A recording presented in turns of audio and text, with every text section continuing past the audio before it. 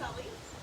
And I'm Caitlin and Donna, and today we are filming from the porch of the Allen House, looking back across John West Hunter Park, and I mean, it's a beautiful day, so we figured why not film out here. So if you've watched any of our school tour videos, you've probably seen Bella, the city's therapy dog, and you know, we kind of used her to talk about the pets that people, especially children, would have had in the early 1800s when this area was first settled by Europeans. So we decided to talk about pets in Birmingham and how things have changed and what kind of pets people in Birmingham had in the last 200 years of history. So yeah, I guess we'll start out with Bella. If you haven't seen our videos, she's super cute.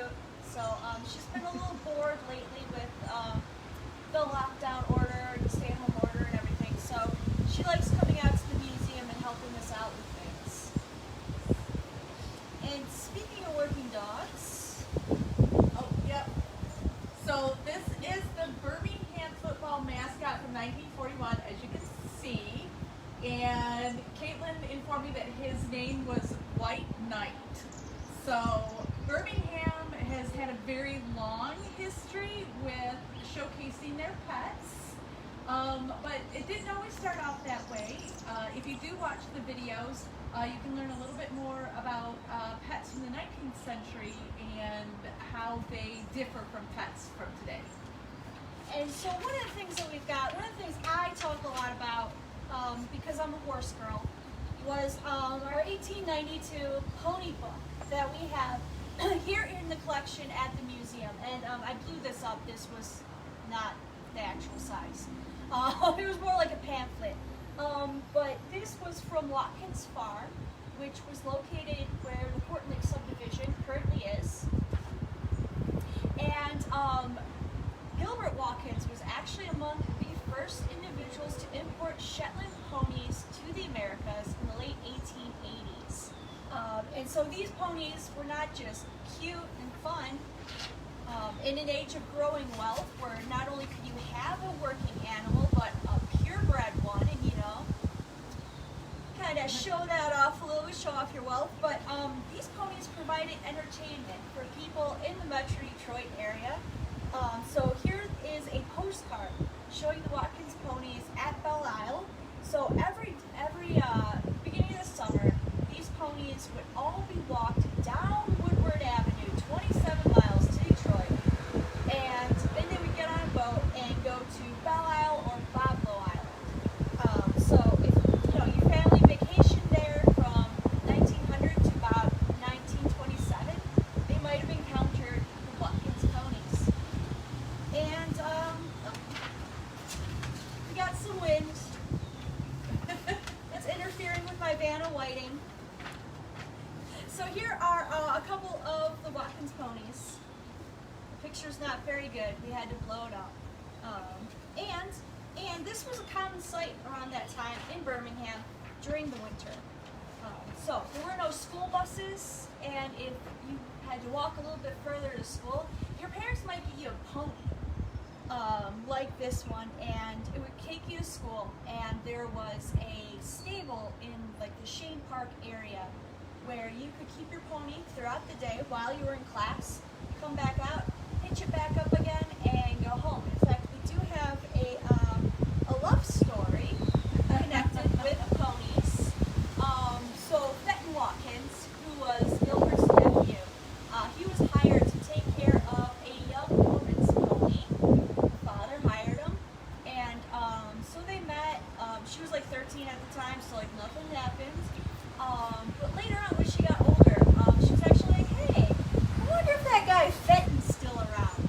And then they got married, and they worked with ponies for most of their life thereafter. So just like Bella, ponies were a working pet. They were well loved, well cared for. They were absolutely adorable, but they were also workers, and that was the same for dogs.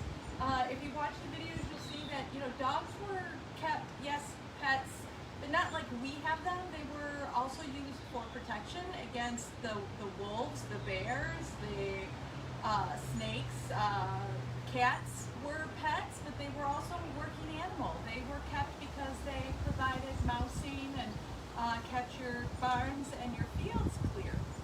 As Birmingham became more urban and less farmland, those pets began to move inside and sort of really don't have to work for their upkeep anymore. They're a little spoiled. Just a little bit. So our next set, we're going to be talking about Punk.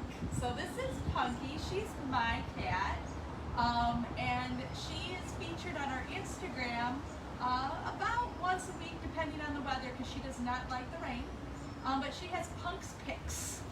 And she has been highlighting different animals of Birmingham from historical photos. This one I love because he's actually named, and his name is Peter Pan, Nan's cat. We don't know who Nan is, but we know who Peter Pan is. This little guy was a little tuxedo, absolutely adorable, well loved because he has a lot of pictures in the album, and we really don't have as many pictures of Nan. Or if we do have pictures of Nan, it's because Nan's holding Peter Pan. True. It's kind of the reverse of some of the pictures that we have in our collection where we know who the people are, but they didn't tell us the name of their pet. It's very frustrating. Always write the name of your pet on your photos so when we get them, we know who that good boy or that good girl is. People in 100 years want to know. Yes, like we do not know who this good boy is. We really do think he's an orange cat though, because he has that orange cat vibe. But as you can see, Thirsty Cat on the streets of Birmingham gets a little bit of relief from a mason jar. We don't know who the guy is either, but kudos to him because, that is just a gorgeous cat. And then, of course, one of my favorites is Lady Disdain. Now, I know a lot of people today are like, oh, memes are new and things like that. No, see, this is all the way back from like 1911. Memes were not new. People were passing out these funny little postcards with, Lady Disdain over here. And She's very judgy. very Very judgy. judgy cat. And she was in someone's scrapbook, the only postcard in that scrapbook. And she did have her own page, so I think a place of honor. So we love Lady Disdain here at the museum. We sure do. And of course, we have to talk about dogs. We do have to definitely talk about Birmingham dogs. Again, here's a wonderful photo of a gentleman fishing. I love the fact that he's like in a suit and a tie, and he's got his pipe in his hat. Real casual. Real casual here in Birmingham fishing. We do know that this is Mill Pond, but we don't know who the gentleman is, and we don't know who the dog is, but I want that dog. And Mill Pond is Quarton Lake now. Quarton Lake, yes. So that is Quarton Lake known today. And of course, I think this is a Peabody. that is a Peabody. Again, no name for the dog, but look at that pup. Oh my goodness, you just want to I love furry pups. You can just hug them, and in the snow, you know that she's probably feeling pretty good because she's got that nice long coat Yeah. on. And people in that era must have really liked collie type dogs, because here we have the Peabody kids actually standing just a couple feet over there. And yeah, they have a dog. You said Peabody, but you mean Allen. I mean Alan. Yeah, sorry, I get excited.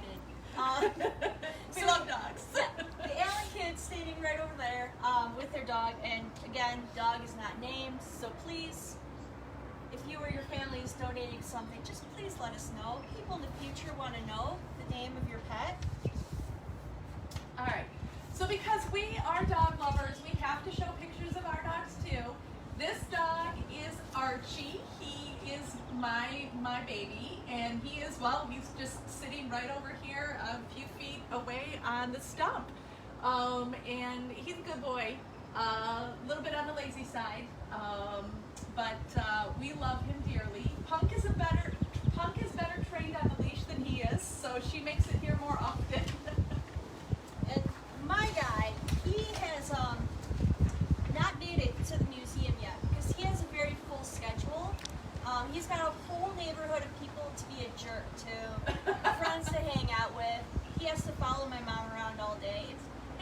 fills up. Don't forget to talk about your knitting and how Ollie's been knitting. Oh yeah, so this is Riker, and his biggest fan is the knitting shop a couple towns over from my hometown. They will only like pictures of my knitting if Riker is in it, and I don't know how I feel about that, but you know, they love Riker, so that's cool.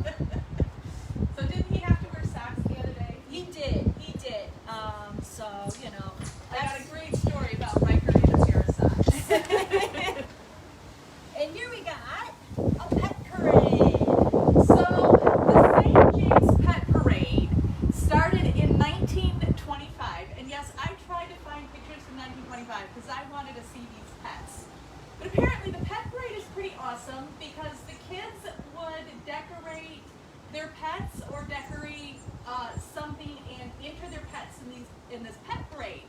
They actually shut down all of Maple, going from Chester all the way to Pierce. And then the kids would march all the way around Pierce through Shane Park and then back down to St. James Church. And they would have themes every year. This one is from 1958, and I'm really upset with the eccentric journalist from 1958. Why? We're gonna fight them. We're gonna fight him. So this clown brought a llama, but we only have the picture of the creepy clown. No Working. picture of the llama. Working. But we do have the best picture of a hamster I've ever seen. This is Hamnick. So in 1958, Sputnik was the biggest rage. And the theme of this year was space. So we had dogs dressed up as Martians and cats dressed up as spacemen. And this little hamster is in a rocket. And his name is Hamnick instead of Sputnik. Very on brand for Yes. 1958. They won 10 gold dollars, or silver dollars. 10 Wow. silver dollars. A little bag of 10 silver dollars. That's a money-making That's hamster. that's a money-making hamster. I don't even want to know what he would have made in today's money. Now this one is from 1952, and I love this one too because it's a rabbit and a turtle, and you see that they have the race and the finish line, and you know, basically the hare, you know, the tortoise and the hare race. These young boys and I think young lady were from the Corton School, and they won first prize. So good for them. Well done. Now we have a couple other photos. These ones are probably not the best. We had to blow them up from very small images, but we wanted to show you. I love this one because these are pet geese. And I know geese can be pretty vicious. But this one, you know, we have one in the cage, probably the more vicious one. But the one sitting on top just seems like, yeah, this is cool. I'm going down Maple Road. Got a little silk tie to make sure he or she doesn't jump off. But yeah, pet geese. Great watchdogs. Yeah. And then this one is a pet goat. My pet goat. Yes. So, and as you can see, walking down again Maple Avenue, and what I love about this one is it's little pioneer. You got a little covered wagon with the goat pulling down the street. So these went on for quite some time. Unfortunately, we don't have them anymore. I think we need to have the pet parade again. I really do, because we could dress up Archie. His favorite is being Left Shark for Halloween. He has a Left Shark costume, and he walks up, and he loves it. He runs around the neighborhood as Left Shark. I'd enter him. I would enter him. Well, I'm not a kid, but I would hire a kid. See, Riker enjoys his Superman costume, but he doesn't like when people look at him. So he would not be a good contestant. Okay. So now we do have a pet parade still. It's called the Basset Waddle. And the Basset Waddle started in 1992. And this is actually, the Basset Waddle is so awesome that Life magazine actually did a article on the Basset Waddle. It was May 1997, and you can see that it was page 32. We don't have page 32, so we are showing, I know, so we're showing you the cover page. But here are some of those beautiful bassets. Now, this is amazing. They also made the Animal Planet, but in Birmingham we get anywhere from 400 to like 800 basset hounds waddling down the street. Unfortunately, in 2011 there were no bassets. Right. There were a couple in the parade a couple years ago because we were marching in it. Yeah. And we were behind the basset hounds. And even though I love being the center of attention and waving to people, like, it was still my highlight to come after. To come after the bassets. It was an honor. Yes, but in 2011, unfortunately, there was a fair that coincided at the same time with the parade, and the bassets couldn't have Shea Park. And they would have had to walk a whole mile back. Now, I don't know if you've ever seen those poor little basset legs, but after the full parade, marching a mile back to their station would have just been too hard for them. So 2011, no bassets. I have a friend that has a basset hound, and he takes Steve, the basset hound, Steve, out with his children, and the kids are in the wagon, but about, a block in, he has to take his kids out of the wagon and put Steve in the wagon. Because the bassets, they got their little legs. Yeah. They can't keep up. It's hard. It's hard. It's hard out It's here for a hard, yeah. basset. So So that was the last picture That that we was- had. We would like to invite y'all. Since we're not open to the public right now, but the John West Hunter Park is open to the public. yes. And you can bring your animals to the park. So if you would like to come here, take a photo shoot with your pet and send it to us. Email, social media, send us a letter. We don't mind. Any form of communication, we love. Yeah, even snail mail with the Polaroid in the envelope. Just put the name of your baby in there for us so that we can put him in the archives, put her in the archives. And it doesn't have to be a cat or a dog. It can be a lizard, it can be a turtle, it can be a goat, it can be a pony. It can, An attack goose.